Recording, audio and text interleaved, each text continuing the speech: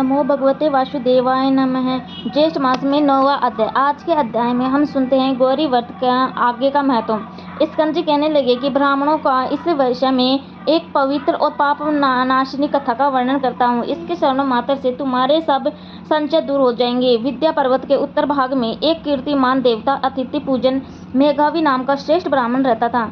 गौतम कुल में उत्पन्न चंद्रावती नाम की उसकी स्त्री थी। वह स्त्री पतिव्रत धर्म में नारायण और पति सेवा में तत्पर रहा करती थी तथा घर गर्म में लीन सदा प्रिय वचन बोलने वाली थी।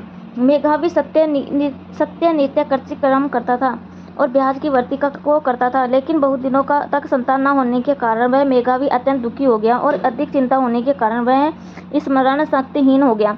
निरंतर चिंता होने के कारण मेघावी को क्षय रोग हो गया और उसने रोग मुक्ति के लिए मणि मंत्र और औषधि के द्वारा विविध प्रकार के उपायों को किया, लेकिन उसके पश्चात मेघावी को दारुण कुष्ठ रोग हो गया, जिससे वह ब्राह्मण श्रेष्ठ एक पक्ष मास से अधिक जीवन के विषय में निराश हो गया। देव तथा उसके अनुसार रोग को देखकर स्वयं भी उसका अनुगामी हो गया। मेघावी ब्राह्मण और उसकी स्त्री दोनों ही शीघ्र घर के निकलकर गंगा जी के तट पर चले गए और अपने हाथों से गंगा जी के तट पर तुलसी का वन लगाया और मेघावी की स्त्री ने अपने पति के साथ रहकर बहुत सारा समय व्यतीत किया।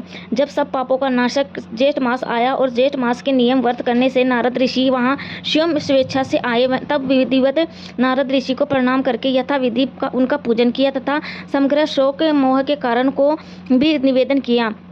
शोक का कारण सुनकर नारद जी उसकी स्त्री से अत्यंत हितकर वचन बोले कि हे बाले, पूर्व जन्म में इस ब्राह्मण ने मध्य से उदित होकर ज्येष्ठ मास के महत्व का उपमान किया था।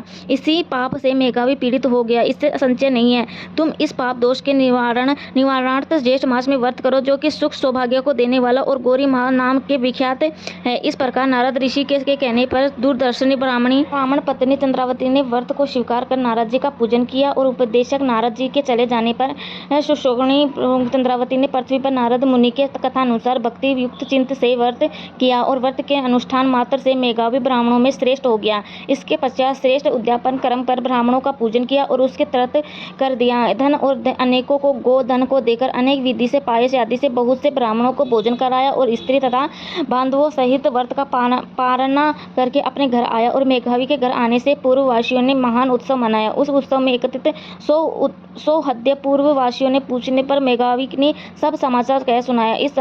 उस समय इस महत्व के श्रवण से सब विस्मित हो गए और दूसरे वर्ष के आने पर दोनों ने पुत्र के निमित्त व्रत किया। व्रत के प्रभाव से दूसरा कामदेव ने सम्मान पुत्र उत्पन्न हुआ। तब मेघावी ने शीघ्र जात कर्म कराकर हजारों गौओं का दान किया, ब्राह्मणों को धन वस्त्र अलंकार आदि सब बहुत सा धन दिया। यह देखकर विश्वत उन पूर्ववासियों ने भी व्रत किया और व्रत के प्रभाव से समस्त पूर्ववासी मानसिक चिंता व शरीर रोग से रहित होकर सुख हो गए। उसी दिन से इस व्रत की बहुत ही प्रसिद्धि हुई है। प्रथम इस व्रत को समर्थ श्री शिव जी ने पार्वती जी से कहा कि और मैंने परम श्रेष्ठ व्रत रहस्य को संक्षेप में बहुत लोगों से कहा।